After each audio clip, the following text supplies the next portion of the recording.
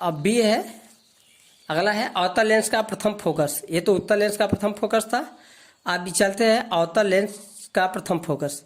तो अवतल लेंस के मुख्य अक्ष पर स्थित वह बिंदु, वह निश्चित बिंदु जिसकी ओर केंद्रित होती हुई प्रकाश के लेंस से अपवर्तन के पश्चात मुख्य अक्ष के समांतर हो जाती है, अवतल लेंस का प्रथम फोकस कहलाता है।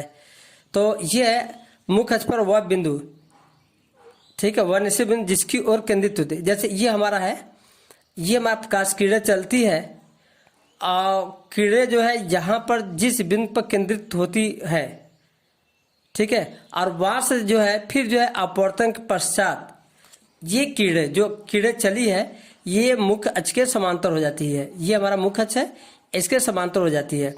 यानी जहाँ से ये प्रकाश किरणें चलेगी और फिर चलने के बाद जो है वो किरणें जो है मुख्य अक्ष के समांतर हो जाएगी। तो जो केंद्रित होती हुई जिस जगह वो जाएगी, जहाँ पे मिलेगी ये प्रकाश किरणें, वो हमारा जो है अवतल लेंस का जो है प्रथम फोकस कहलाता है। तो ये हमारा जो है अवतल लेंस का ये प्रकाश प्रथम फोकस कहलाएगा।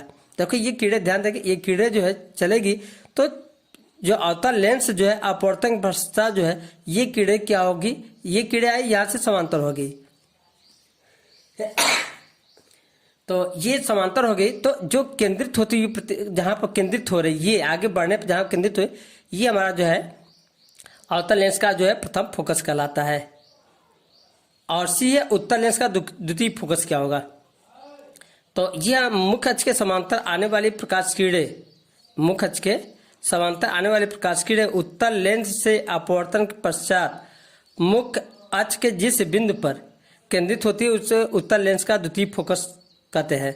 तो ये देखें, मुख्य अक्ष के समांतर आने वाली जो जितनी किरणें हैं, जैसे मुख्य अक्ष के समांतर ये सभी किरणें जा रही है, अपवर्तन के पश्चात मुख्य अक्ष के जिस बिंदु पर केंद्रित होती है, जैसे यहाँ से यहाँ आया, फिर यहाँ आया, यहाँ आया, यहाँ से जो है अपवर्तन के पश्चात जिस बिंदु पर सभी किरणें आके मिलती है, वो हमारा जो है उत्तल लेंस का द्वितीय फोकस F2 कहलाता है। ये हमारा F2 होगा, ठीक है। ये अपवर्तन के पश्चात जो है जिस बिंदु पर केंद्रित होती है वो बिंदु हमारा जो है उत्तल लेंस का जो है द्वितीय फोकस कहलाता है। और डी है, चौथा है अवतल लेंस का द्वितीय फोकस। तो ये देखेंगे मुख्य अक्ष के समांतर आने वाली प्रकाश किरणें, ये हमारा मुख्य अक्ष के समांतर आने वाली प्रकाश किरणें जो है अवतल लेंस से अपवर्तन के पश्चात, अवतल लेंस है, ये अवतल लेंस से अपवर्तन के पश्चात मुख्य अक्ष के जिस बिंदु से आती हुई प्रतीत होती है उसे अवतल लेंस का द्वितीय फोकस कहते हैं। तो जहां पर है ये किरणें जो है, जहां से ये समांतर किरणें चल रही है, ठीक है, ये समांतर चलने वाली प्रकाश किरणें जो है इस अवतल लेंस से अपवर्तन के पश्चात इस दिशा में चली जाती है।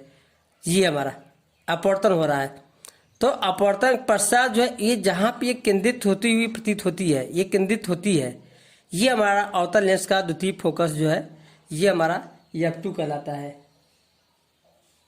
ठीक है। ये मुख्य अक्ष के समांतर चलती है और ये समांतर चलने के बाद जो है ये अपवर्तन के पश्चात, लेंस से अपवर्तन के पश्चात मुख्य अक्ष के जिस बिंदु पर आती हुई प्रतीत, देखो ये डॉट डॉट डॉट लाइन है, ये आती हुई प्रतीत होती है, माने जहाँ से अपवर्तन बाद इस दिशा में चली जाती है, ये जो है इस दिशा अपवर्तन बाद इधर चली जाती है, ये किरण जो है अपवर्तन बाद इस दिशा में चली जाती है, ये अपवर्तन बाद इस दिशा में चलती है।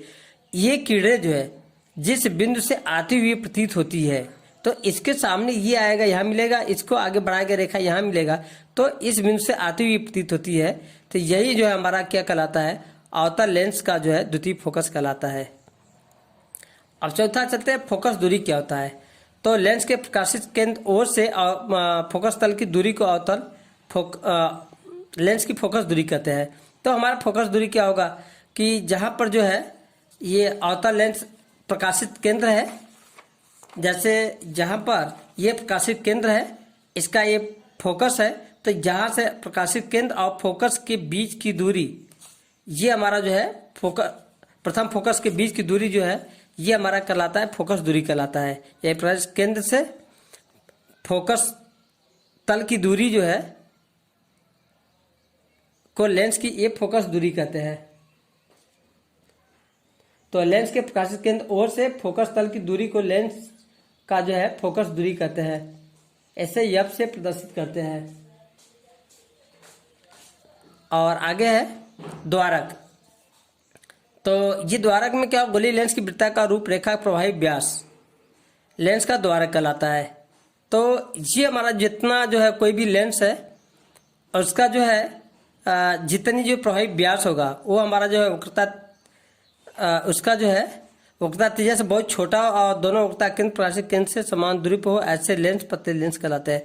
तो इसकी परिभाषा केवल ये है, गोलीय लेंस की वृत्ता का रूपरेखा प्रभावी व्यास लेंस का जो है द्वारक कहलाता है। तो जैसे ये हमारा है यल और यल डैश, ये हमारा प्रभावी इसका व्यास यही है।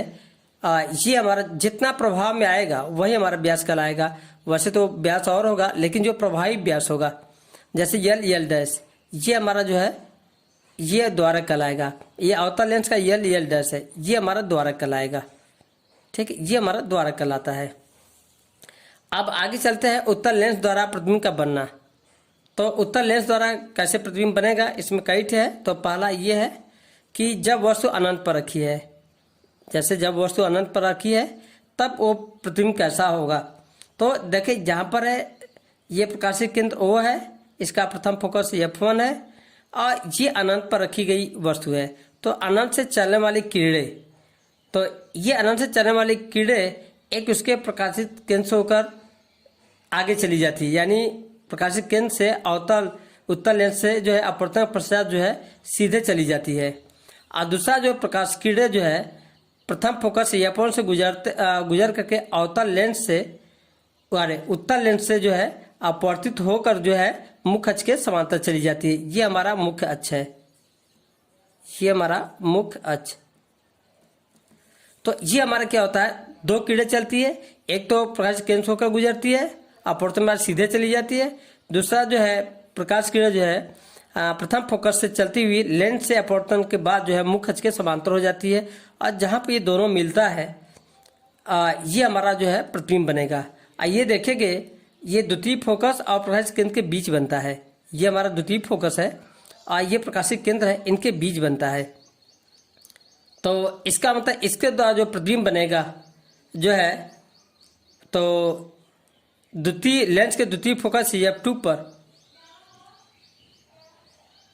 तो जहाँ पर थोड़ा सा ये हमारा F2 पर बनेगा। यहाँ पर देखो जहाँ पर ये F2 यहाँ पर नहीं बल्कि ये यहाँ F2 है। ठीक है, ये F2 पर बनेगा।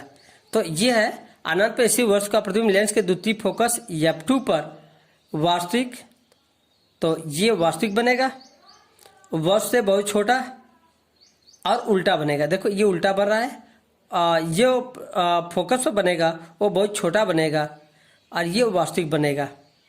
तो दर्पण और ये लेंस में थोड़ा सा डिफरेंस रखना। इधर जो प्रतिबिंब बनता था दर्पण में वो हमारा वास्तविक होता था और लेंस में जो है इधर बनेगा तो ये हमारा वास्तविक होगा।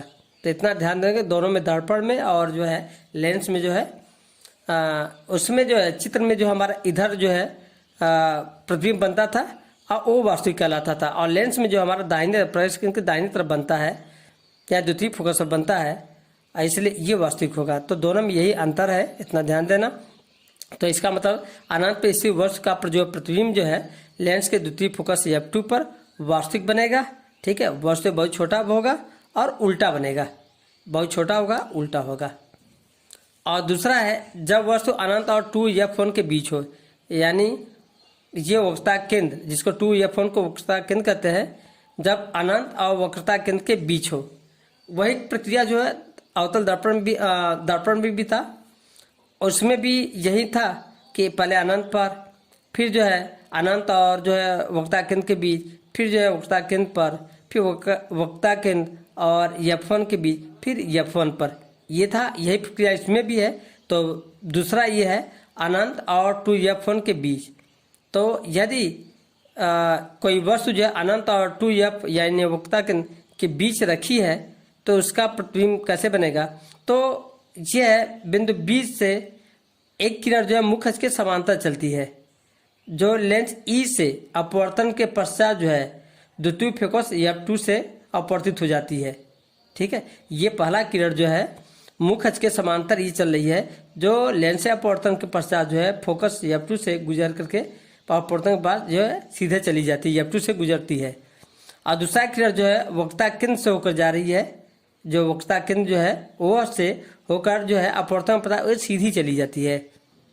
ये दोनों अपवर्तन पश्चात, दोनों किरणें अपवर्तन लेंस से अपवर्तन पश्चात जिस बिंदु पर मिलती है वहीं पर हमारा बी डैश प्रतिबिंब जो है बी का बनेगा। ये हमारा जो है बी डैश जो प्रतिबिंब जो है बी का होगा। और जहाँ से ये लंब रेखा खींचेगी मुख्य अक्ष पर तो ये हमारा ए डैश पर मिलता है। और ए डैश देखेंगे द्वितीय ये हमारा F2 और 2F2 के बीच बनेगा। ये वक्रता केंद्र है, द्वितीय वक्रता केंद्र। और F2, ये F2 और 2 पहले यहाँ बना था इस वाले में, और यहाँ पर जो है F2 और 2F2 के बीच बनेगा।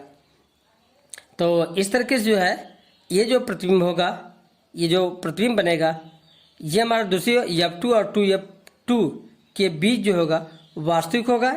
जैसे पहले बताया गया, इधर जो प्रतिबिंब बनेगा वक्रता केंद्र के और प्रकाशिक केंद्र के जो इधर बनेगा वो वास्तविक प्रतिबिंब बनता है, वर्ष से छोटा भी बनेगा और था उल्टा बनेगा। तो इस तरीके से जो है अनंत और 2F1 के बीच स्थित वर्ष का प्रतिबिंब लेंस के दूसरी ओर F2 और 2F2 के बीच जो है वास्तविक वर्ष से छोटा था उल्टा बनता है। तो आज इतना ही, फिर अगले दिन जो है और शेष जितना है कि यदि वस्तु जो है 2F1 पर रखी हो और फिर अगला जो है 2F1 F1 के बीच रखी हो, फिर F1 पर रखी हो, तो प्रतिबिंब कैसा बनेगा इसके बारे में वर्णन जो है अगले दिन होगा। धन्यवाद।